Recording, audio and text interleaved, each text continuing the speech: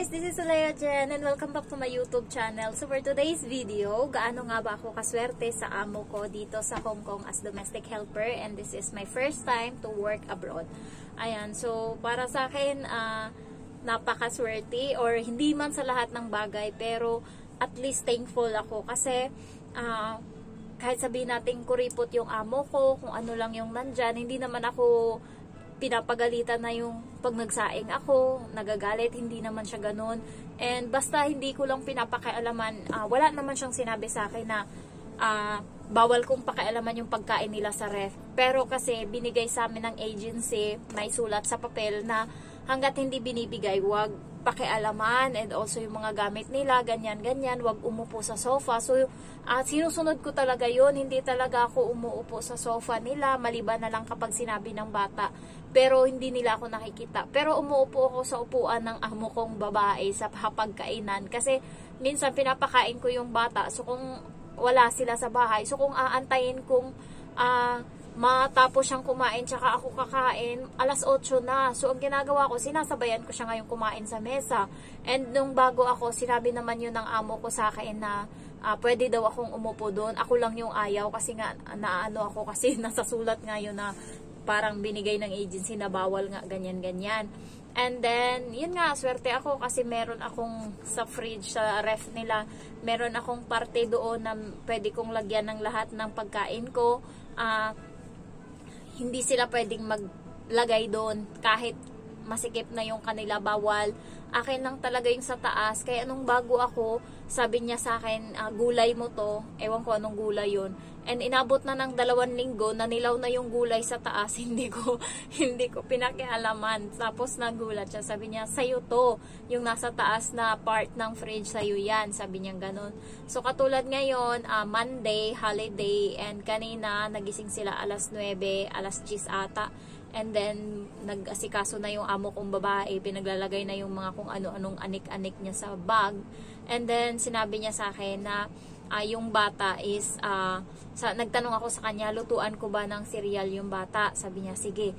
And then, sabi niya, pag nagising siya mamaya, pakainin mo siya. And then, kasi aalis kami ngayon ng among mong lalaki, aalis kami, may bibilhin kami, so pakainin mo siya. And then, babalik kami siguro 10:30, and then kukunin lang namin siya and aalis na uli agad kami kasi mag-hiking kami. Sabi niya ganon. So, ang ginawa ko, pagkatas kong magluto ng cereal, nilalagyan ko kasi yan ng raisin. So, hiniwalay ko ngayon yung yung raisin sa cereal, and then pumunta ako dun sa kwarto nila, yung bata mag-isa lang sa kama, kumakanta siya, hindi ko alam anong ginagawa niya, basta kumakanta siya. And then pinabangon ko siya, sabi ko bangon na, and then sabi ko luto na yung raisin, kumain ka na dun. Kinarga ko siya, and then tinanggalan ko ng diaper, and then nililisan ko, and then pinakain ko. Tagal din namin na tapos mga 10:45, and then pinalitan ko siya ng damit. So nakakapaglaro pa kami konti. Naglaro muna kami, naabutan kami ng amo ko na naglalaro kami, bihis na yung bata, naka-medyas na. Sabi niya, sabi niya ganon. And then, pinaano lang yung bata, and then umalis na sila. So, ngayong hapon, mga alas 3, nagmaplansya ako, chinyat na ako, sabi niya sa akin, kunin ko daw yung package niya or yung parcel niya. Parang Shopee dito, pero pick up. Meron silang stall dito sa unahan lang sa bahay namin, para mga 10 minutes at 3 minutes yung lakad. So, merong store dyan na doon binabagsak yung lahat ng mga order nila na mga kung ano-ano, para mga Shopee, ganyan. And pinipick up doon. So, pumunta ako doon, pinick up ko yung nga niya, package. And then, sabi niya sa akin, mamaya pa kaming gabi pagkatapos ng hapunan uuwi. Sabi niya, pagtapos ka na sa trabaho mo, pumasok ka muna sa kwarto, magpahinga ka muna dyan, lalabas ka na lang mamaya kapag dumating na kami. So, ganun yung amo ko, may konsiderasyon yung babae. Kahit yung lalaki, wala ka talagang problema. Sa bata lang minsan nag-aaway kami, pero ngayon hindi na masyado. Kasi nga, habang lumalaki yung bata, nagbabago pala yung ugali. Yung kakulitan pala nila, mga edad 4 na taong gulang, hanggang 5, hanggang magtungtong ng 6, ayan yung mga taon na sobrang kulit talaga nila, na kapag nakikita nilang naiinis ka, mas lalo silang ginaganahan na gagawin yung mali. Ayan. Pero ngayon, umuunti-unti na yung ugali niya, pero hindi pa rin pala. magsi-6 na siya, nagda-diaper pa din, yung mga ganong bagay, hindi pa rin natatanggal. Pero at least yung ugali niya, hindi katulad dati na, alam mo yun, yung parang sobrang spoiled. Ngayon hindi na ganun kalala kasi nga na nasasaway ko siya. Sabi ko, masama yan. Tignan mo, dadami yung tagihawat mo, ganyan-ganyan ka. So, tinatakot ko siya parati ng tagihawat. Bahala yung amo ko dyan, basta tinatakot ko siya. And ngayon nga, paalis na din sila sa sa Webes, aalis sila. So, Webes dapat holiday ko, and then inano nila yon. Sabi niya sa akin, i-move natin ng Biyernes, and then holiday mo Sabado, day off mo. So, 2 araw sunod yung mo, yung wala, yung day off ka, sabi niya ganun. Kasi pupunta silang ibang bansa, magdudubay sila. So ako na naman yung maiiwan dito sa bahay, magmumulto-multo na naman ako. Maubos ko na, babalik ta rin ko na naman tong bahay. So wala akong problema sa amo ko kasi kung ano yung ginagawa ko, as long as nakikita niyang nagtatrabaho ako, nakikita niya naman na pulido yung gawa ko kahit nga mabagal ako. Alam niya naman na mabagal ako. Kasi siya mabagal din naman siya, kaya hindi siya. Yung amo na iba na pinapakialaman lahat-lahat, yung amo ko hindi ganyan. Kahit nga na kapag basta gumising na yung bata, and then aasikasuhin ko na yan, kung ano man yung mga trabaho dyan na naiwan, wala nang pakialam yan yung amo ko. And then, isang beses nga, wala ding pasok nung Biyernes, and then, yun nga, masakit yung puson ko, so, hindi ko nalinis yung kwarto nila, kasi nga, yung lalaki nandun, sabi ko, maglilinis ako. Yung lalaki na amo ko, ayaw umalis, parang bobo ba, ganon. So, hindi ako nakapaglinis, and then sabi ko sa amo kong babae, hindi ako nakapaglinis kasi nandun yung amo kong lalaki, ayaw umalis, sabi kong ganon. Sabi niya yung ginagawa, sabi ko nagsiselfone, sabi niya doon ka na lang sa sa toilet nila, sa may bathroom nila maglinis, sabi niya ganon. Sabi ko sige. So yun lang yung nilinis ko, and pagkatapos nun umalis na ako doon, nagsampay ako, and then pumasok na yung amo kong babae doon sa loob ng kwarto, nagdala ng laptop. So ngayon kami ng bata, 2 naglalaro na dito sa labas. Hanggang inabot na kami ng alas 6 ata. Ayan. Inabot na kami ng alas 6. Sabi ko sa kanya, natulog na pala siya doon. Tapos sabi niya, hindi na daw sila kakain daw sila sa labas ng amo kong lalaki. Yung bata na lang yung maiiwan sa akin. So, inorderan nila kami ngayon ng pagkain. Ayun nga, inorderan nila kami ng noodles. Sabi, anong gusto mo? Siya pinapapili ko kung ano yung mga gusto niya sa akin. Basta siya bumili, bahala siya kung anong gusto niya. So, ayun, binilhan niya ako. Kaming 2 ng bata yung kumain. And then, sabi ko na lang sa kanya, walisan ko na lang yung kwarto niyo. Sabi ko ganun. O, di ba ako nagdesisyon? Sabi ko, walisan ko na lang kasi hindi ako nakapaglinis ng kwarto. Sabi ko ganun. Sabi niya, okay lang yun kasi natulog kami. Sabi niya ganun. Sabi ko, walisan ko na lang yun mamaya. Sabi ko ganun. And then, nagpunta ako dun sa kwarto nila. Ayun, nilinis ko pa din kahit na sabi ko hindi nilininis ko pa din. So, nakikita ng amo ko na kahit papaano, din naman ako sa trabaho ko. Focus din ako ba, pero andun din yung time na nagsiselfone ako, pero hindi niya ako pinapagalitan, kahit siguro sinasabihan niyan siya ng mama niya na magalit ka kapag nagselfone, ganyan, pero hindi siya nagagalit sa akin, nakikita niya lang ako. Minsan nga nakikita niya ako nagsiselfone, and then ilalapag ko ngayon yung cellphone ko, kasi alam ko na guys, yung apak-apak ng kamay, ay yung paa nila, kung kaninong apak yan, kung sa babae, kung sa lalaki, alam ko na yan, malayo palang alam ko na.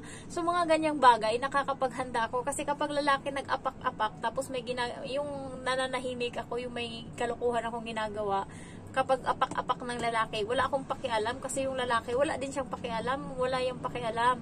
So, wala lang, chill-chill lang ako, pero pag babae, alam ko yung apak ng babae.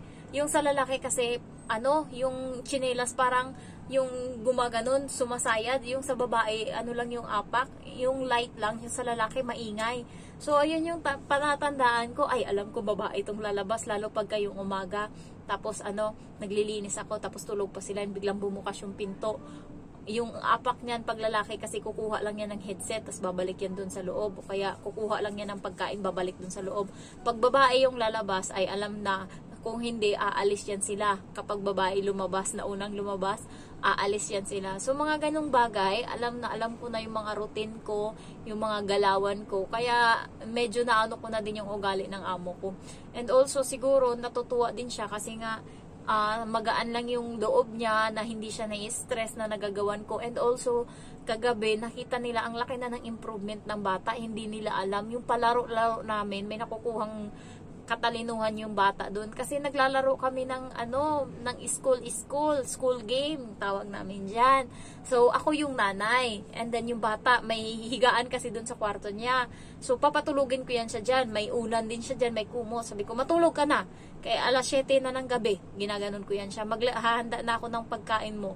So meron mga pagkain siya diyan na laruan and meron ding mga box. So dinalagyan ko ng mga pagkain yan, parang lunchbox niya. And meron din siyang bag, pinagawa pa talaga ng amo ko yung nasira niya na bag para lang gawin niyang laruan. So, nilalagay ko dun yung may mga ballpen yan siya, lapis, eraser, ganyan, ruler. Nilalagay ko yan dun sa bag and then mga laruan na pagkain na kabox-box. And then, gigising yan siya. Anong oras na? Sabi ko, alas 12 pa ng hating gabi, matulog ka uli. So, matutulogin siya uli, kunwari. And then, ano lang ako dyan, chill lang. May gigising ko na, bango na, gaganunin ko yan. Alas 6 na, papasok na tayo. So, ako yung, ganyan yung laro namin. And then, papasakayin ko yan siya sa parang kariton niya, hihilahin ko, hatid ko siya sa school namin, dito sa sofa. Ito yung school namin sa may living room. And then, nandun yan siya, uupo. Ako naman, kunwari, ako din yung teacher. Pero yung teacher, tinatawag namin na clock. Yung orasan doon na hindi gumagana, yun yung teacher. Pero hindi nagsasalita. So, ako pa din yung nagsasalita. Sabi niya, good morning, clock. Gaganon niya siya. Good morning, Emma. Gaganon din ako. Pero nandun ako sa gilid. Tapos sasabihin niya, what are we going to do today, clock? Sabi ko, you are going to tell a story or you are going to sing while dancing. So, ayun yung naabutan ng amo ko kasi naligo siya. And then, paglabas niya, yung bata, nagkumakanta, gumaganon, sit down, listen, quiet. Basta yung ganong kanta, natuwa yung amo ko kasi may pa-action pa yung bata, may pa-ganon-ganon pa. So, na-shock yung amo ko, alam yun ng bata, ganyan. So, ang daming natutunan ng bata sa mga school game namin. Natututo siya, sabi ko, Emma, please introduce yourself.